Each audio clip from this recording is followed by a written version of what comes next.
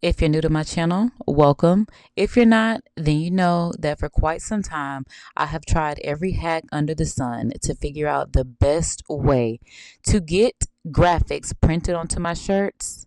And I think I found it. So what you just saw unroll is what's called a Gangsheet of DTF transfers. Direct to film, or DTF, is an innovative printing technique that transfers vibrant designs onto specialized film. That way you don't have to worry about weeding or any printer hacks for your standard printer.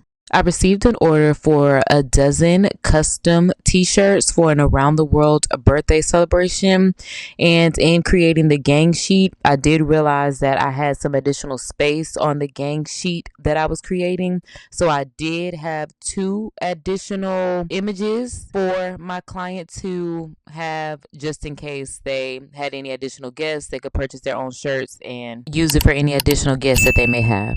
Now that I've cut the gang sheet into sections, I'm now cutting those sections into individual pieces for each shirt.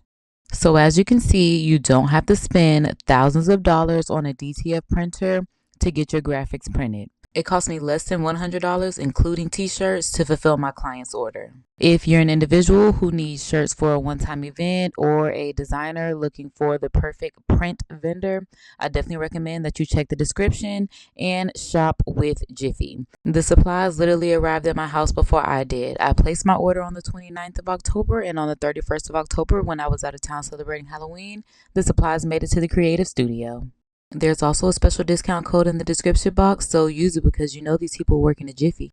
I opened up the gang sheet. Everything looks great. So now I am going through the shirts that I've received just to ensure that I have all of the shirts that I ordered to fulfill the order for my client. I'm using my Cricut heat press, which you can shop in my Amazon recommendations in the description, and per the recommendations on Jiffy's website, I am setting my Cricut machine to 315 degrees just because it is recommended for 300 to 320 degrees for cotton or cotton blended t-shirts. I did iron out the shirt before I'm putting on the DTF transfer, just to iron out any wrinkles and to ensure that the DTF adheres to some type of heat. And for the first time, I'm actually using my t-shirt ruler guides, which I got as a great Christmas gift. I will put these in my Amazon recommendations because this was great to use, and it does show you by label on the front what each guide is for. So for this shirt, I will be using the adult front guide. I also do recommend pressing on some type of tarp on the floor, just so that way you can have as much pressure as you need to if you don't have a machine that actually clamps closed. And I do recommend Teflon sheets in between your t-shirt when you're pressing. That way you can ensure that the DTF does not go through the front to the back of the shirt. Here I am using my ruler guide just so I can line up the graphic with the ruler, have it centered without having to guess or fight. Now that I'm watching this on playback, I would recommend turning your heat press up to the highest setting depending on your shirt. This being a heavy duty cotton shirt, I definitely probably could have gone up to the 320 degrees, but after I got it centered where I wanted to go, I did just use the Cricut heat press. As you can see, I'm not applying pressure here. And a few seconds after I'm in the groove, I realized, I don't have a heat press that clamps closed. So I am just kind of moving it back and forth and applying pressure. Per the recommendations on the website, it does say to press for at least 10 to 15 seconds on 300 to 320 degrees. Like I said, I have it set at 315. And just being totally transparent and honest with you all, I did have it peel off pretty nicely until we got to a certain point. I did have to go back over it. Like I said, at this point, I knew I had a dozen shirts to make.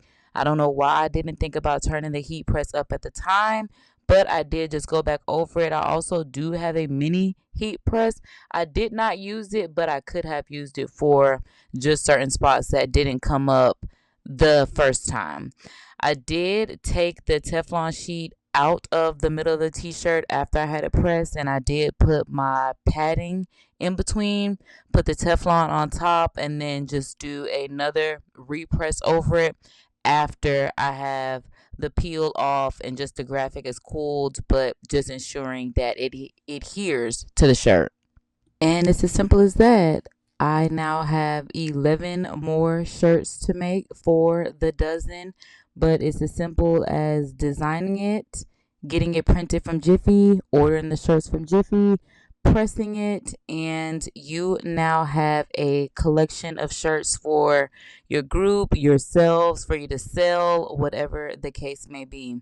I did fold them, stack them so that way they could be delivered to my client. I took some pictures. I do thank y'all for watching this video, and happy designing. Shop Jiffy using my link and check the description.